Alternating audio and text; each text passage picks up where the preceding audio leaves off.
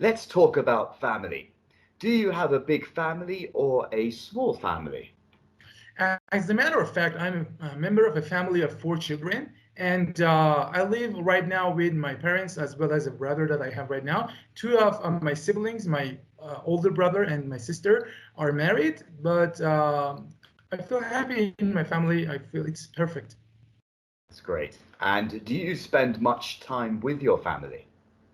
Absolutely. It depends on different factors and parameters, I strongly believe. But when it comes to talking about the family, I do accept this as true that speaking about family has been an issue about which there has been considerable hostility, I strongly believe. And I think it does have an important role when you're in your family and you are spending time with your family members. And specifically, for example, I wanted to enjoy playing piano, and my brother actually plays guitar. At the same time, maybe we can have some events together. And also, I'll try to stay with my family more often. Okay, that's wonderful. And who are you closest to in your family? Mm, well, to be honest with you, my mother, I think. My mother is someone that I trust the most. And whatever I just wanted to be in a dilemma that I wanted to make a decision making. So I try to consult with my mother. So I think the most person that I can trust is my mother in my family. Of course, the other family members are trustable, but my mother is the best, I guess. That's good. And is family important in your country?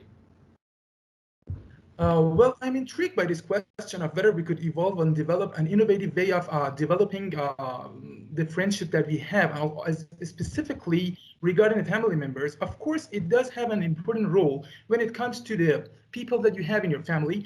I do accept this as true that the relationship between the family members are so important that they should be close knit together. That's something that I think it should be happened most of the time. Okay, good. Let's move on now to talk about sports. What's your favorite sport? In terms of watching sports, I like to watch soccer matches. But when it comes to playing, I would love to play ping pong. It's like a sport that I like it the most because it's very challenging whenever you're just providing the play and with your friend, for example. It's like a very pleasant moment for me whenever I'm just playing ping pong with my friends, specifically because of the techniques that I've used, the tips, tricks, strategies that I actually performed using the game that I have learned for less than 8 hours, 8 years. I do believe that it is such a game that I love it the most. That's wonderful. And what is the most popular sport in your country? For sure, and definitely it is soccer. Soccer, when it comes to Iran, it is an inseparable, inevitable, and unavoidable part of our lives. And also, most of the people watch sport matches and games, and it's like it is something inseparable, inevitable. It's not, you cannot get this away from the people. You cannot actually you can't let them actually not to watch these soccer matches. hmm And did you play sports as a child? Absolutely, yeah. But I can vividly remember a time that I was 9 years old. It was the first time that I was about to get a racket of the ping pong, but it was very difficult for me. But I gave up at that time. Sooner or later, I tried myself to be a better player, and if I had played more, I would have been more successful. Days after some increasing the abilities and enhancing and promoting my abilities, I came up to this idea that ping pong is not that much difficult that I used to think. So slowly, I learned so many techniques, tips, tricks, and strategies as well. And then I grew up, and I don't want to say that I'm a professional ping pong player, but at least I know some few things to provide a show off. All right, brilliant. All right, let's move on with the next part of the test. So in part two, I will give you a card with a topic and you'll talk about that topic for 2 minutes. You have 1 minute to think about what you're going to say and then you can make notes if you wish. Do you understand? Absolutely. Brilliant. Okay, so I'm just going to share the topic with you on the screen so you can see that. Okay, so describe an interesting discussion you had as a part of your work or studies? I'll give you 1 minute to prepare.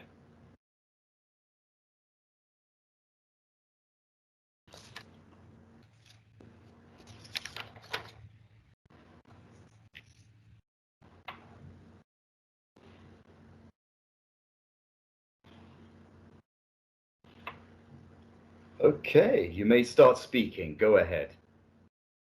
One of the enthusiastic discussions that I've ever had was with a few of my colleagues and students that we were about to talk about the concept of memory. So when it comes to talk about the memory, I know neurologically speaking, there is a connection between the neurons and the synapse and the dendrites of the brain. And based on some of the research that I have read on some publications, as well as some papers that I have found in 2017, some of the publications, it has been proven that there are so many great things regarding the memory and how the people can react chronologically speaking. And I do accept this is true, that this discussion was perfect for me because it opened my mind, and also I tried to perform some kind of brainstorming in terms of how people can improve and enhance their memory. So these people that were participating in this discussion, they were so close-knit to me, and also they were friends of mine.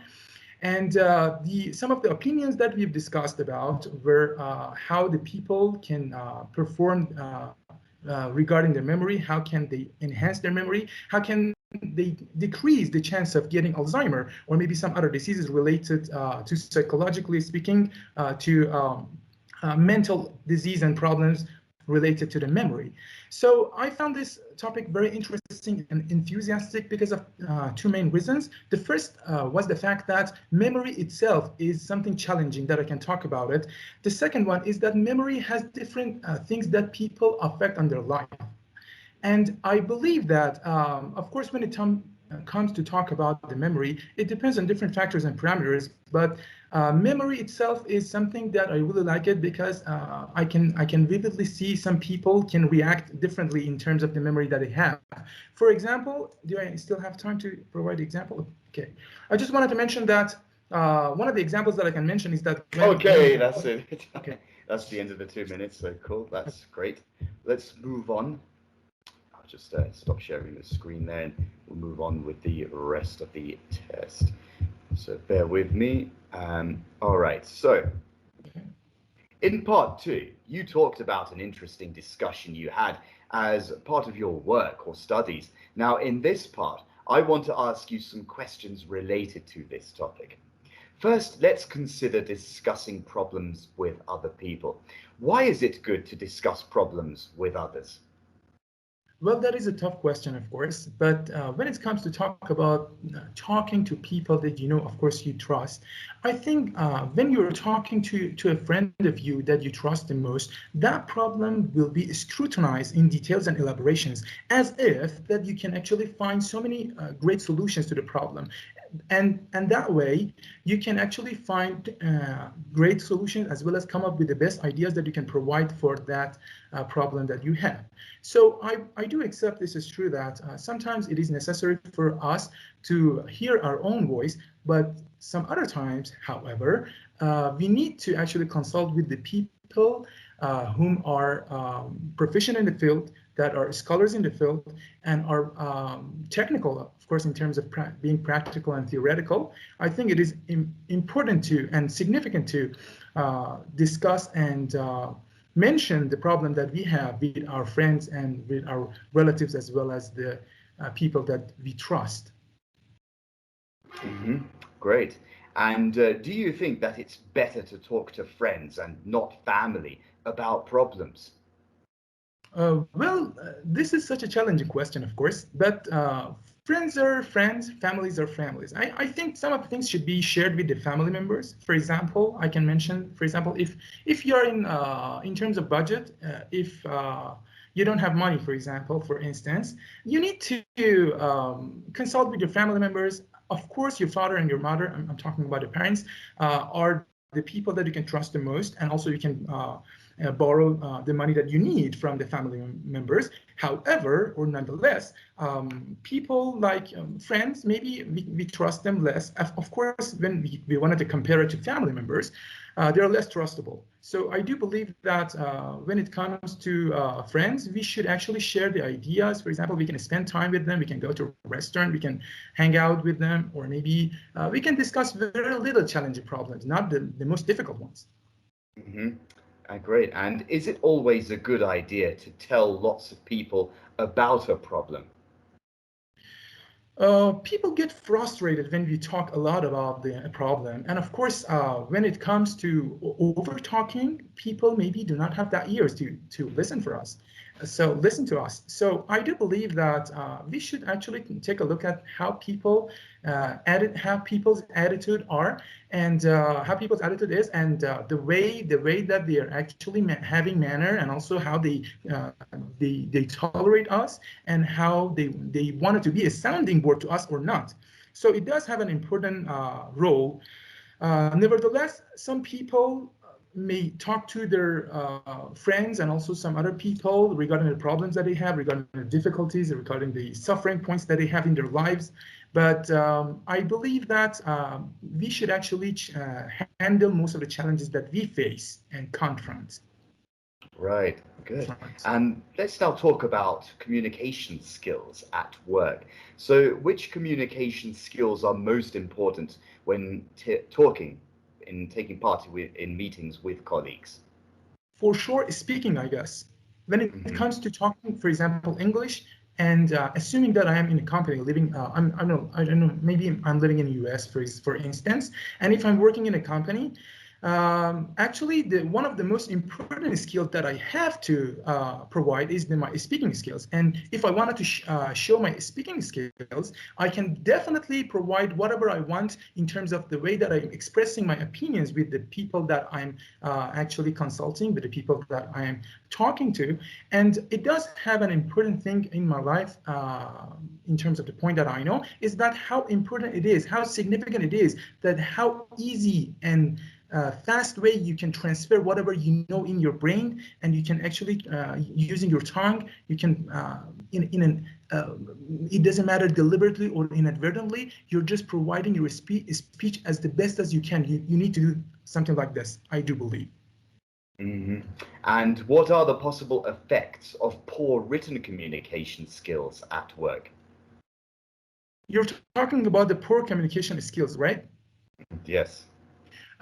For example, one of the things I can mention is if your English is not very good, for instance, it is a good idea to recognize the most of the speech that you're listening. But if you lack, for example, the lexical resources that you know, or maybe you have some difficulties and problems regarding the understanding the grammatical points and also the way that the speaker is talking about, and the other people that are talking about, of course, we should work a lot. These are some of the things that are poor in terms of a speech. For instance, if okay, thanks very much. That's the end of the test. It's all over. So, do you want to know what band score you'll get in the IELTS speaking test? Perhaps you want to improve your performance and prepare yourself for the real test? Then why not book an online mock test with us that will last for 25 minutes. 12 minutes of the test itself and 13 minutes of comprehensive feedback, plus we'll give you useful tips on how to make your performance better. So, we know how to help you. Join us. Okay, that was a lot of talking. Do you have any questions? No, thank you very much. I really appreciate that you give me this feedback, because I know this will help me. This is exactly what I need. Although my job is hard, I enjoy doing this. Because you have already practiced the last time I'm going to on the exam day, you should make sure. Okay, this is the last time I'm going to talk about IELTS Academy for our generation. Hang out movie and talk about what's in the movie and film. So, we were talking about synonym for film.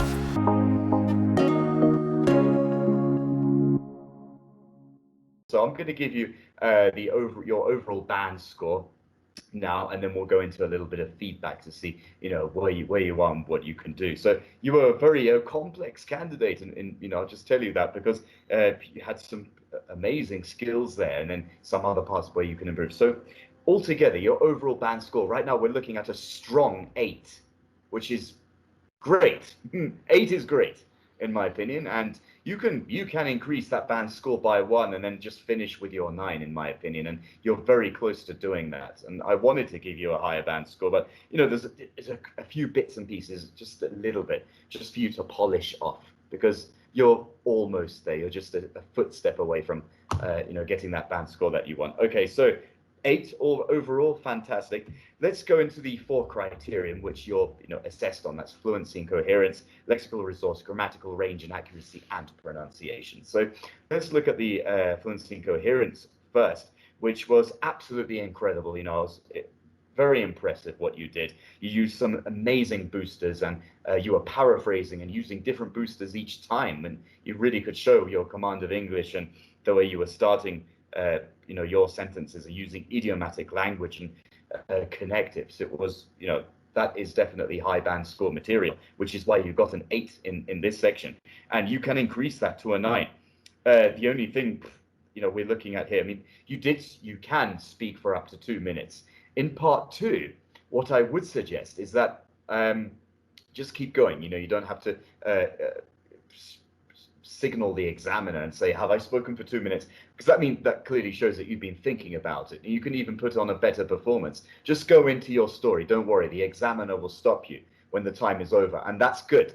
You don't have to time it to say, oh my gosh, I have to speak for just 2 minutes, not less or no more. If you speak for less, that's not good. But just go over the time. It's fine. The examiner will just stop you because they're timing you. Right? Yeah, they're timing you. So don't worry about that. Just continue with your story. That is wonderful. I mean, that was definitely something you could talk about if you're suddenly faced with a topic in part 2 that you're unfamiliar. We call them unfamiliar topics. You can always, you know, refer to the topic, just follow the answer and a few bullet points, and go off. You can go off topic and talk about something like part of your expertise, like when you were talking about memory, and then you can come back and say, oh, I'm not really a big fan of art, so I wouldn't, to answer your question, I once saw this lovely painting, blah, blah, blah. So that's just in case you come up with a topic that you're not familiar with, but you know, you can handle it because you're a good talker. I don't have any problems with you there.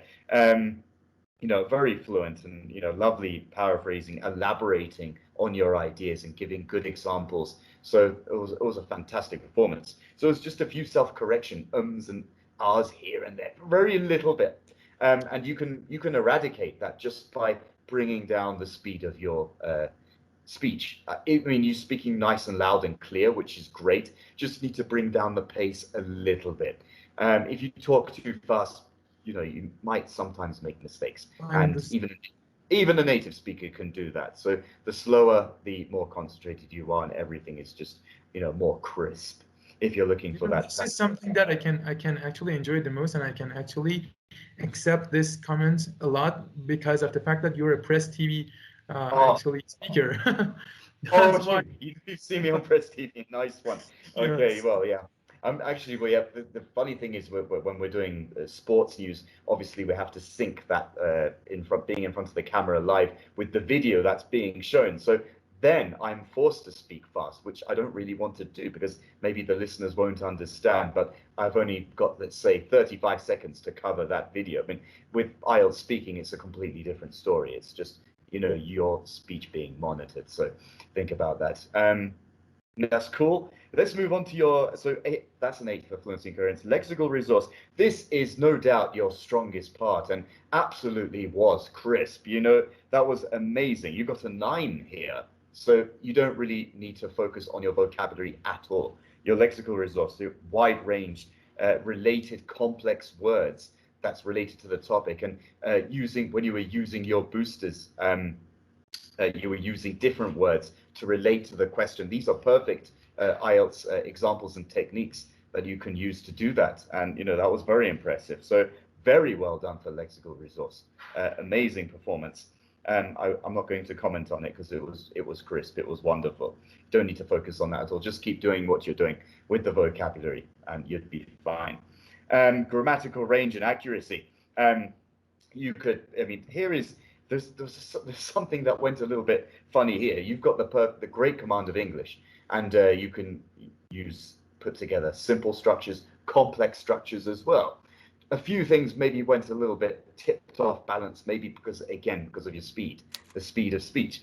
You know, maybe you missed a few things like some resource instead of some resources. So that would have been a plural. Examiners pick up on these little things. A friend of you, it's a friend of yours. You know, so that the tiny little errors there. Was it that something it was the middle of a sentence and you said that I can talk about it. It's something I can talk about. You don't need the it on the end. So just these tiny little errors that you can easily fix with just bringing down the speed of your speech. Absolutely. So, when it comes to, you know, whenever I'm speaking like in a fast pace, for example, when I say this sentence that I've memorized it, for example, when I wanted to talk about technology, I say, speaking about technology has been an issue about which there has been considerable hostility, but I strongly believe. But this one is in a fast way. But if I just say it like, speaking about technology has been an issue about which there has been considerable hostility, but I strongly believe. This way I can have intonation, I can have a better pronunciation, yes, and absolutely accuracy as well. Yeah, and it's just fixing the accuracy in your grammar, because you're good at all the the grammatical issues here. You don't have any problems with the prepositions or nouns or anything like that. Tenses are perfect because you've got a very high level command of English. All it is just lowering the pace to get the crisp accuracy. Just get it right with the accuracy. That's it, really. There's just otherwise these little errors, it's not necessary for you. I mean, these little things are nothing for you. It's just bringing down the pace, and you can easily increase that grammatical range and accuracy to an 8, maybe even a 9. Just make sure you eradicate these little errors. Pronunciation, I mean, exactly like you said it yourself, talking about your intonation was lovely. I mean, the way you were going up and the way you were going down, this is how a natural speaker would be talking. Like, I mean, your style is American, and the intonations that you're using. If you want me to talk in British, there's no problem. But you like to talk British? You sounded more natural. This is very important, actually. It's good that you can imitate accents. That's wonderful. That's good to be flexible. I mean, you sound a lot more comfortable in American. I'm kidding. Yeah, I know. It was good. I mean, that was a good try. Nice one. I mean, yeah, I'm British. Lots of people find it very difficult to speak in the British accent. But I mean, the way what you've chosen is accent. Oh, that's great. That's very kind of you. You sound wonderful as well. So your stresses, they were wonderful. The intonation, it was great. I don't know. Would you call them slurs? And no, I don't think you were mumbling. I don't think you were slurred. You could just sound even clearer. You can sound, if you're like you polishing a shoe and you put the finishing touches to give it that extra shine. That's all you need to do. Yes, just, again, bringing down the pace. That's all you need to do. And if you do that, you're going to be getting those results that you want and you deserve. So that that's all I'm saying here. So it was just overall it was a wonderful performance, a strong 8, and you can increase that by 1 band score, in my opinion, just by lowering the speed of your speech. Very well done. Do you have any questions? Yeah, I have some questions to Malcolm. I just wanted to know about the sub-scores. Can you tell me about each 4 sub-scores? One of them you told me lexical resources 9. Can I know the other? Yeah, sure. Yeah, I'll give you. Okay, so fluency and coherence, you've got an 8. For lexical resource, you got 9. Grammatical range and accuracy 7, and pronunciation 8. 8. Yeah. Okay. Perfect. So yeah. So in terms of, I think the most important thing that I've learned from this session is that I need to speak in a relatively slower pace, I think. Yes, like you are now. See, when having a normal conversation with me, you sound more natural that way. Just do that in the IELTS speaking test. The reason that I sometimes try to follow like a speedy talking or maybe a kind of rap way of talking is the fact that I wanted to impress the test taker, or maybe I wanted to show off my abilities, my skills. No. Don't worry. You don't need to do that. I mean, they will see it anyway. It is not necessary. No, it's not necessary. Never look for those special ways to impress the examiner. If you memorize certain things, and I don't know, it will sound unnatural. If you speak too fast, try and add extra stuff and extra idioms, more than necessary. Again, it will sound unnatural. It will start affecting your fluency and coherence. So don't do that. Just exactly how you're talking to me. The more natural you sound, the better. Even though it's good to use connectives and idiomatic language in between. That is good for level 8, 9 band score level. But just, as you're talking to me now, use your normal pace. That's the kind of pace we're looking for here, in my opinion. I see. You mean, am I close to 8.5, something like this? Yeah, I told you it was a high 8. So, you're very close. You're tiptoes away from getting what you're looking for. And, you just take maybe a couple more, maybe 1 or 2 more mock tests. I think you'll be fine. Perfect. Thank you so much. Thanks for the time that you've dedicated for this session. No problem. I would like to appreciate the strong team of Ross IELTS Academy, and specifically you. I would like to appreciate you. Thank you so much. Oh, it's my pleasure, sir. Well, nice one, Iman. And I had a question for you. Would you be okay if we use this mock test on our YouTube page, perhaps Sure. Instagram? It helps Oh, nice one. Thanks very much. It really does help other candidates, and we really appreciate it. Nice one. Thanks a lot. Perfect. Nice one. You did a great job, and I wish you the best. Hopefully, see Me you too. soon. And Thank you a lot. Goodbye. take care.